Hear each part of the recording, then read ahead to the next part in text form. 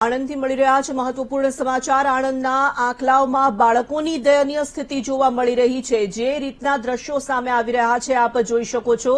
એક તરફ ભણશે ગુજરાતના નારા લગાવવામાં આવી રહ્યા છે, પરંતુ આંકલાવમાં શાળા છે, પરંતુ બાળકો છે, પરંતુ તેમાં ઓરડા નથી, રૂમ નથી, દિવાલો માત્ર ઊભી કરી દેવામાં આવી છે અને તે પણ કેવી જર્જરિત હાલતમાં છે તે આપ દ્રશ્યોમાં સ્પષ્ટ જોઈ શકો છો। ધોરણ 1 થી 5 ની વચ્ચે માત્ર એક જ ઓરડો બનાવવામાં આવ્યો છે। કેવી રીતે આ બાળકો ભણશે તે સૌથી મોટો પ્રશ્ન છે। શિયાળાની કડકડતી ઠંડીમાં બાળકો બહાર બેસીને ભણવા માટે મજબૂર બન્યા છે।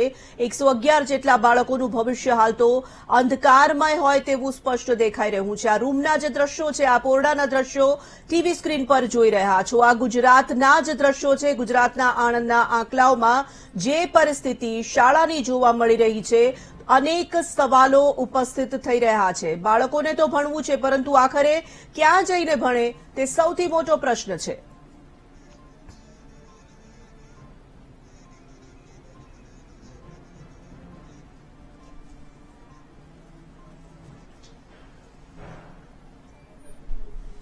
તો આણંદ બાદ હવે વાત કરીશું અરવલ્લીથી મળી